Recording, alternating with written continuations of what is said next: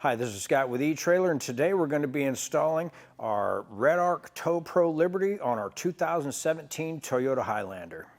The thing I like about the Redarc system is it's really non-intrusive. You don't have anything down by your leg like the old style brake controllers. It's just right here on the knob. And the really cool thing about this one in the Toyota is we have a knockout that is an option for this one that actually goes in the dash, and it just pops right in place of one of these spare knockout locations that it has from the factory, and it makes it a really clean installation. This is the only part of this system that you're going to see is this knob right here, and it's going to be out of the way, and it's just right here where it's accessible for you. It's a really nice setup if you're looking for something that's not sticking out here by your leg where you can bump it or hitting your leg every time you get in and out. You're not even going to see the box. The box is actually hidden too where it's out of view. The Redarc system is going to automatically calibrate once you get it all installed, and once you get your vehicle moving, it's going to sense that motion and it's going to automatically calibrate itself. It's going to blink green and blue until that calibration process is complete. With your knob here, you're going to have all the controls you need. You're going to be able to manually push the brakes on your trailer by just pushing in on that, and you'll hear a slight buzz when it does that, and it'll also go red on your LED. Another thing that's really cool about this system is you're going down the road and say you want your brakes to be a little stronger on your trailer, you can just turn it up. You can go from 0 here where it's at now, and you can go all the way up to increase the brakes on your trailer here all the way up to 10, and your LED shows 10. That's really nice. Say you have an emergency situation and you need to stop right away. Boom, just push your button and your brakes are on your trailer. All right, we have our 7-way plug here on the back, and that is kind of one of the things you're going to want to have with your brake controller. This is going to be our 7-way plug, and what that's going to do is allow us to hook up our trailer with our 7-way plug. With a 7-way plug is going to allow it to have 12-volt power to it and also brake operation, and all of our lights included. With this setup here, you're going to get your 7-way and you're going to have your 4-way plug as well. Now, if you have factory tow package with your Highlander, you should have a 4-way plug installed in the inside in your hatch area. Now, if you don't, you're going to need to get a separate module that goes along with that has a 4-way setup with it that plugs in. You're going to have 2 separate wire pigtails in the back of your factory wiring of your Highlander. One of them is going to be a wider plug, and that's going to be where your module will go. And then you're going to have another one that's a small plug, and that's where your 4-way will plug into. Ours did not have our factory wiring setup, so we did have to go that route and then end up wiring it into this. This one is set up to run off of the 4-way, so the 4-way plug ran into the back of this system here, and then the rest of it ran to our brake control system.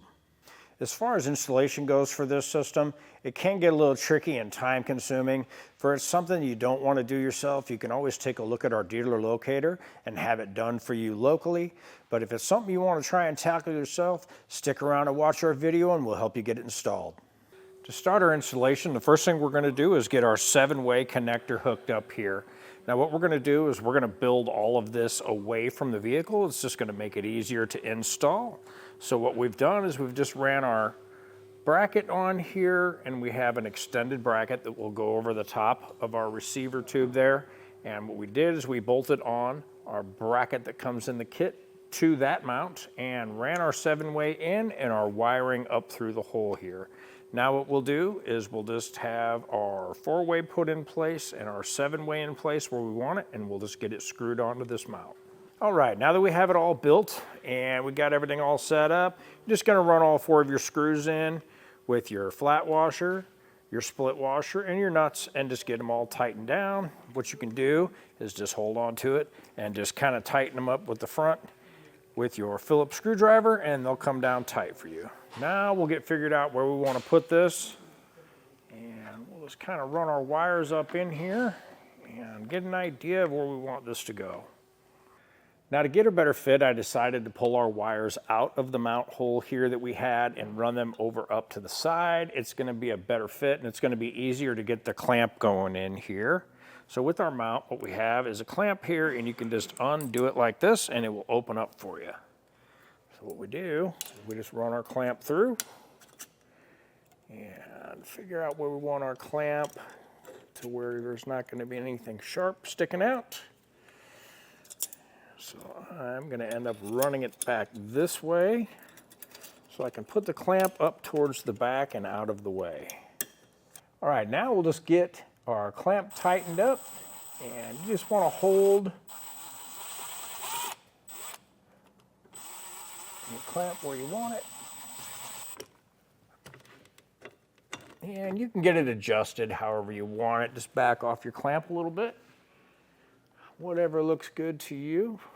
I usually like to get it a little bit level, and we'll just tighten it right there.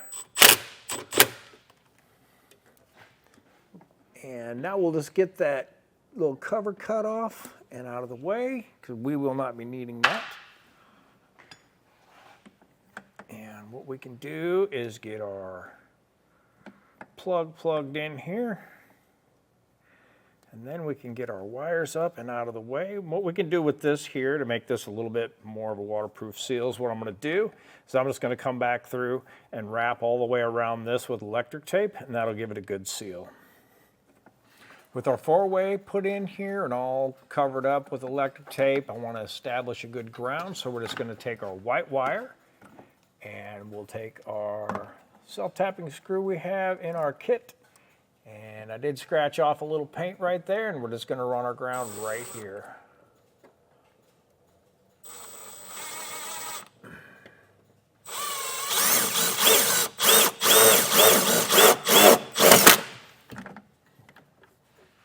And that's going to give us a good solid ground there. Now what we're going to do is we're going to cut off the wires we're going to use here, because we're going to go to a heat shrink style butt connector here. So what we're going to do is just cut off the ones that were put on. And the yellow one is going to be reverse wire for a reverse wire on the trailer, which we are not going to be using. So what we'll do is we'll just put this one up out of the way and tape it off. This one is going to be for output from our brake controller. That one is the blue there. And this one is going to power our 7-way back here. So this one is going to go directly to the battery. So now we'll just get these stripped back, and we will get heat shrink butt connectors put on those. After you strip your wires back, you want to make sure you twist them real good and get them good tight twisted up there. And you're just going to take your shrink wrap butt connector and get it down to where it kind of stops. Take your crimping pliers on the flat end and just get a good bite on it and just crimp it down. And after you do that, you want to give it a little pull and make sure it's good and tight. And we'll just do that on both of those.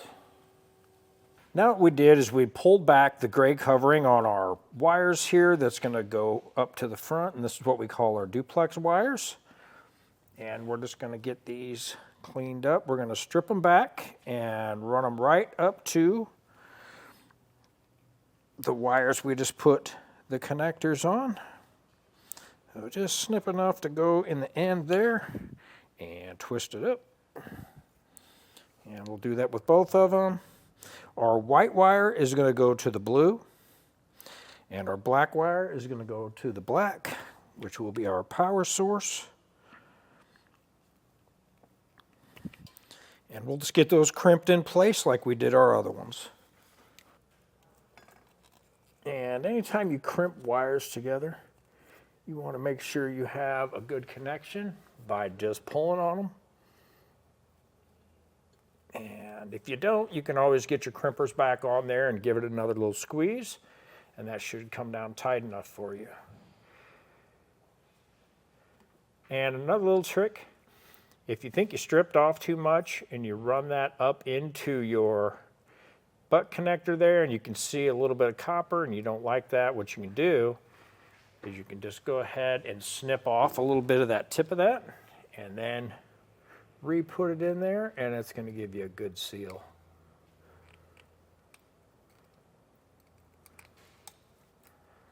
That'll just allow the wire to go further up into the connection. All right, now that we've got our wires all connected, we'll go ahead and get our heat gun and shrink up our shrink connectors here. And what you're gonna do is just let the heat do its thing, and that's gonna shrink up around it. And what we wanna see is the bubbles come out of it. And when it gets to a point, you're going to see like a little bit of juice come out of that end on the end of the wire there, come out of the connector, and that's going to make it a good seal.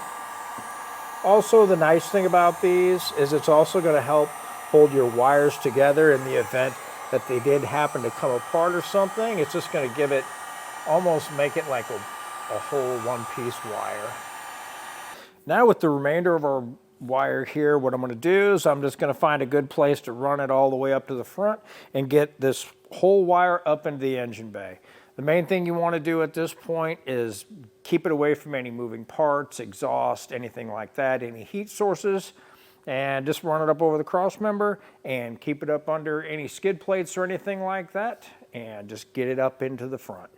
All right, we're going to show you where we ran our wires here. We went ahead and got them run up over here and then down and through, back in behind here, went up and over our cross member here to make sure we keep away from any moving parts, any springs, shocks, anything like that. So we just tie off to pre-existing tube, went over, went on top of the gas tank, ran it over on top of there. And then we came out and came up under here and ran it all the way up through and ended up coming out on this end of the skid plate. Went up and we ended up tying off to another tube here and went up, ran right up the firewall and ended up coming out over by our fuse box and towards the battery on the driver's side there. Now you can see where we came up through the firewall here towards the back, out of the way of everything. And I'm gonna run it right along here and up behind our computer area. And I will end up tying off to something else back in there a little bit just to keep it in place. But that gets our wire up here. Now for now, I'm not gonna tie off to anything up here. I'll do that after we strip our wire back because we need to pull some wire back out of this and get it through the firewall. So for our next step is we'll decide where we're gonna go through the firewall and get that figured out, and then we'll get our relays set up here. All right, with our wiring for our brake controller, one of the things you wanna do is figure out where you're gonna get through the firewall. So what I did is I found a little grommet back here where I've got a couple of the heater lines coming in, and it's underneath the dash there. It looks like a couple silver tubes, and it's got that pliable rubber seal around it. So I just ran a piece of air line through so I can hook wires to it and run in and out through this. So I will just leave this in place. But for our next step, what we will do is we'll get this gray sheathing over this wire on our duplex wire here, run back, and we'll get it all stripped back so we can have our wire to work with inside here. Right now, we got our wires all stripped back, and we're gonna figure out where we want our relays, and we got them right here. Looks like a good spot. So we'll go ahead and get one mounted up there. We're gonna have our 20 amp on the left and our 40 amp on the right. We'll just take a self-tapper here and get one run in place.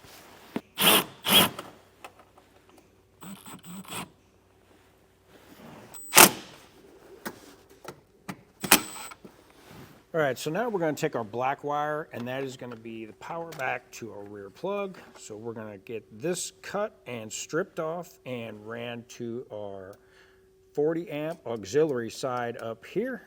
And we'll just go ahead and get that going now. Make sure we got enough.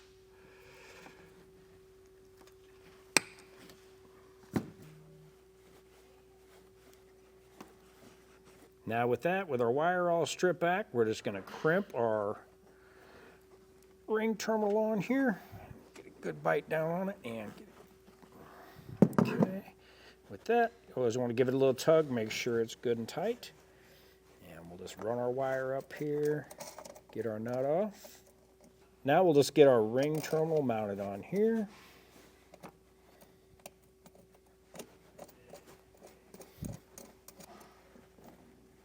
Now with our excess power wire that we have cut off, we're just going to strip the end of it here, and we're going to get another terminal on. Now we'll take our black wire here and get it attached to our 20 amp side on the silver circuit here, and this one's going to run inside to power our brake controller.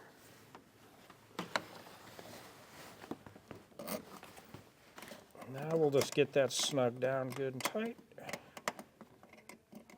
Now that we have that hooked up, we're going to take both of our wires that are going to run in through the dash here, and we're just going to take it and tape them to our tube so we can pull them through.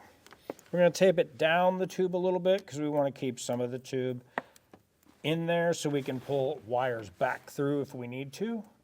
So what we'll do is just get these taped on.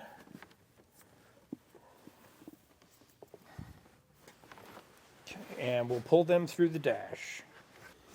Now that we have them through, we can just get them off of our fish wire setup here we have.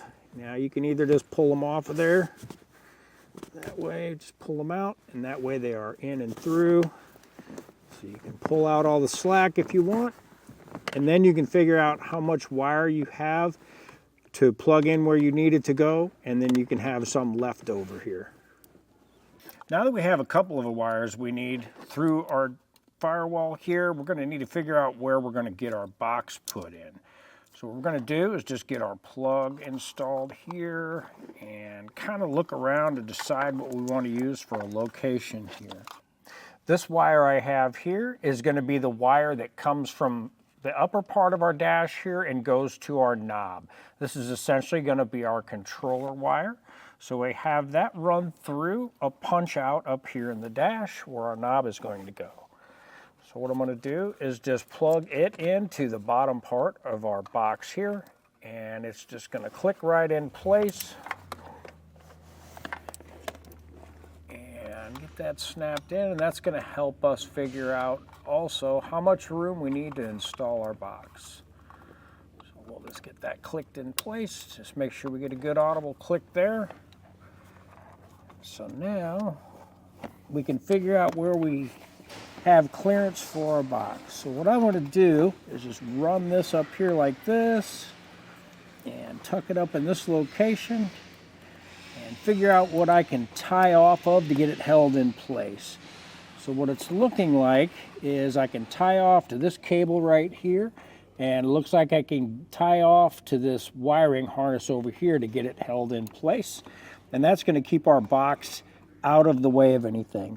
And also, it looks like I can, after I get our wires hooked up here, I can run most of them behind our kick panel here, and those will also be out of the way. So we'll just get started on that now. Now, we did have a hard time finding a place to fit our Redarc box here, so what I did is I just zip tied it off of a harness back in here and off of this cable here, just to get it held in place real solid.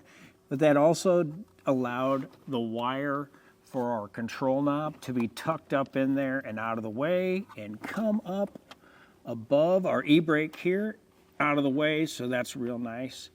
And we still have clearance for our e-brake to make full, motion here back and forth, so that's going to be a good spot for it. Now we'll just get our wiring figured out and see how good I can get it hid in behind here. Now with the wires that came out of our firewall, we ran them up above our brake pedal assembly there, and we're going to attach them to an existing wire harness that's up above that. So that'll keep them up there secure and away from the action of our brake pedal. We ran them behind and through and near our box here and ran them down and stripped off our wires. Now with our wires all cut off, we're just going to get our connection started here. And we'll get this one on here and get it crimped in place. And that is marked with our blue tape. That is going to go to our blue wire. Good strong connection there. And we'll go ahead and get that ran to our blue.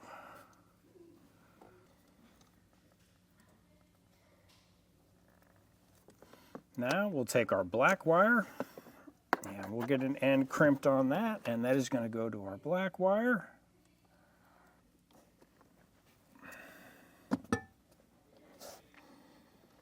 Now with our excess white wire we have here, we're going to go ahead and get this set up because we're going to run this up through the firewall again, and this will be our ground that goes to our battery.